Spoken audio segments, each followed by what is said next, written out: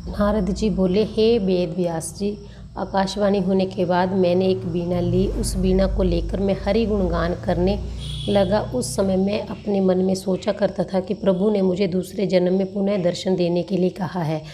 अब वह शुभ समय आवेगा जब मेरा यह देह छूट जाएगा। इस प्रकार शयन इच्छा करते करते मेरा देहांत हो गया और उस समय पंच भौतिक शरीर से छुटकारा पाकर श्री हरि भगवान का साक्षात हुआ।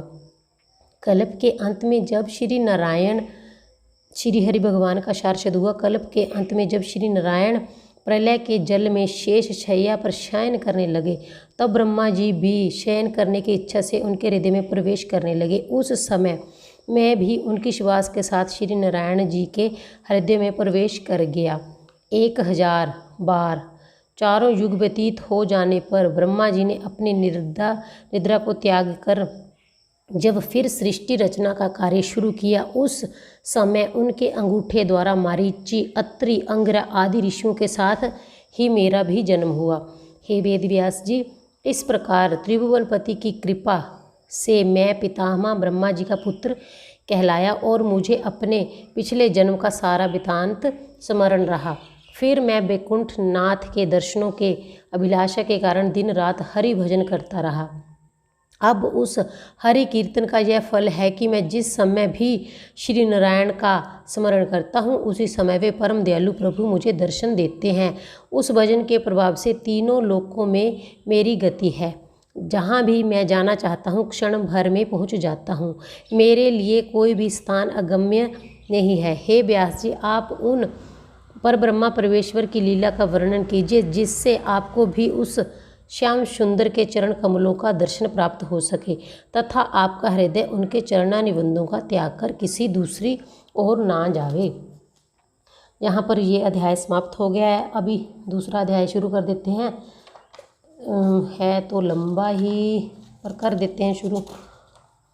जितना भी हो जाए मैं पढ़ दूँगी, आपका समय बर्बाद नहीं करूँगी।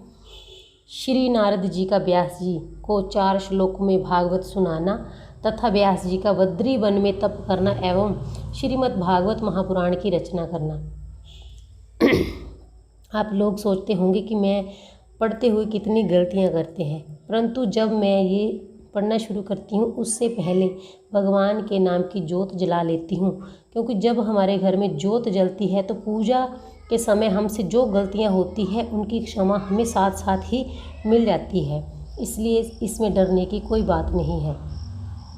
श्री सूत जी बोले, हे शौनकादि ऋषियों, इतना वृत्तांत सुनने के बाद नारद जी ने कहा, हे वेद व्यास जी, ब्राह्मण ने श्री नारायण जी से 4 श्लोकों को सुना था। इसके बाद ब्रह्मा जी ने ही उन 4 श्लोकों को मुझे सुनाया था। अब मैं उन श्लोकों को आपको सुनाता हूँ, आप उनका सविस्तार उल्लेख करें। परब्रह्मा परमात्मा की महिमा का ज्ञान मनुष्य देह पाकर ही प्राप्त होता है। जो प्राणी मनुष्य देह पाकर भव सागर से पार उतर गया, उसी का जन्म लेना सफल है। जो प्राणी मनुष्य देह पाकर भी भगवान का भजन चिंतन नहीं करता, वह 84 लाख जोनियों में जन्म लेकर अत्यंत कष्ट पाता है। जय कहकर नारद जी ने व्यास जी को उन 4 श्लोकों का अर्थ भले ही प्रकार समझाया और कहा कि आपको सर्वप्रथम परब्रह्मा परमात्मा के चरणों का स्मरण करना चाहिए, जिससे आपके हृदय में भगवान त्रिलोकीनाथ का निवास हो। इसके बाद आप भगवान के गुणों तथा लीलाओं का उल्लेख करें।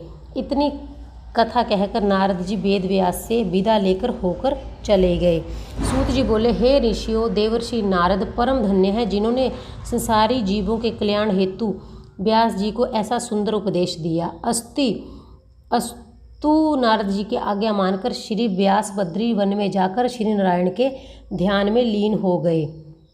उनको चिंता थी कि किसी प्रकार से उन परब्रह्मा प्रभु के चरित्र का उल्लेख करूं, लेकिन नारायण जी का चिंतन करने से उनके हृदय में आदि ज्योति का एक प्रकाश चमका। तब व्यास जी ने भगवान श्री नारायण की कृपा से स्तुति करके उन 4 श्लोकों को, जिन्हें देवर्षि नारद से सुना था, विस्तार सहित लिखा। उसके बाद ग्रंथ पूर्ण होने पर उसका नाम श्रीमद् भागवत महापुराण रखा और उसे अपने पुत्र शुकदेव को पढ़ाया। शुकदेव ने उस कथा को राजा परीक्षित को सुनाया।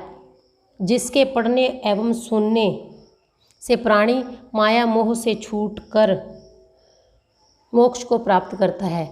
श्री सुखदेव जी राजा परीक्षित से कहने लगे, हे राजन,